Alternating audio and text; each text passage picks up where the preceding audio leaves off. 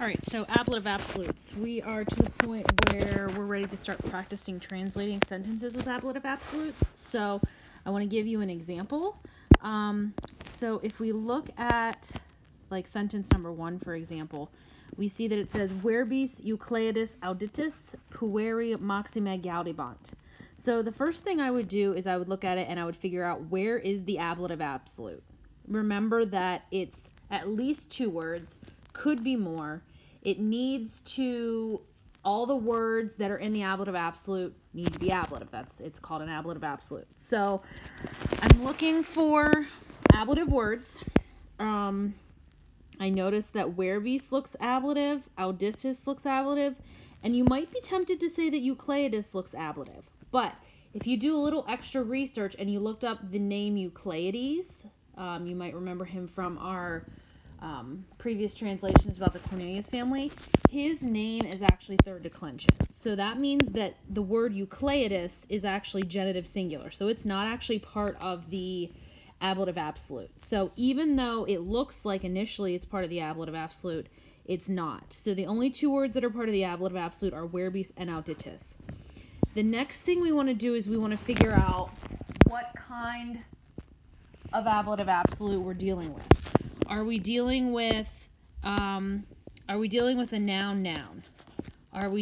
noun adjective? Are we dealing with a noun PPP? Are we dealing with a noun PAP? Are we dealing with a noun FAP?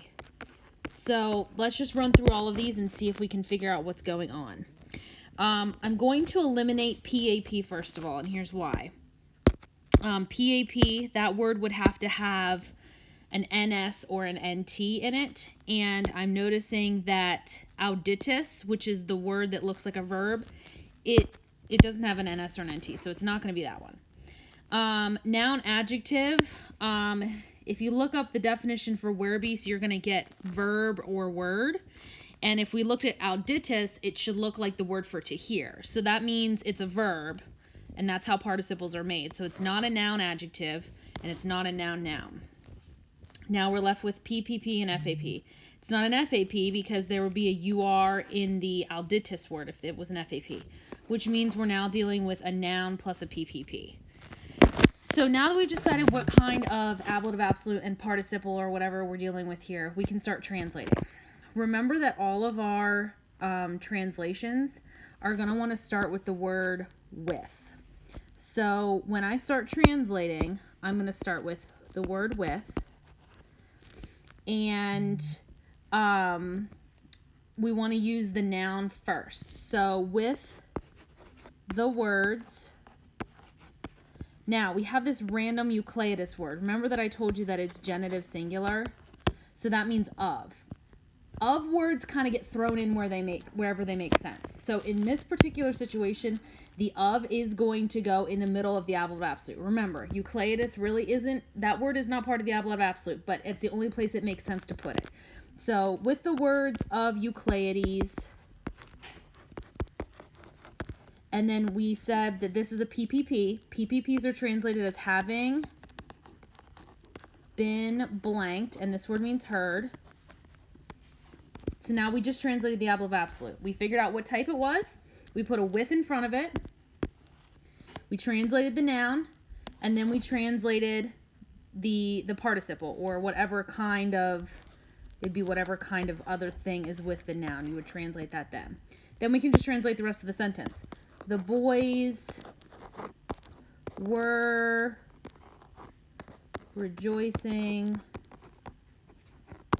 greatly. So most of the time you're going to see that ablative absolutes are at the beginning of sentences. Like, that's just pretty much how it is. There is a possibility of random stuff being thrown into the middle of the translation, like the of Euclides. I'm looking down here at number 10. The in fronte, that's a prep. So that's not really actually part of the ablative absolute, but it's in the middle of the Latin words that make up the ablative absolute. And in the translation, we might have to put that translation in the middle of the ablative absolute if it makes sense.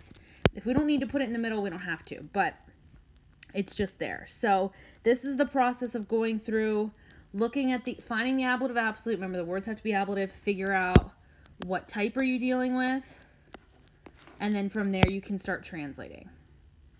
That's it.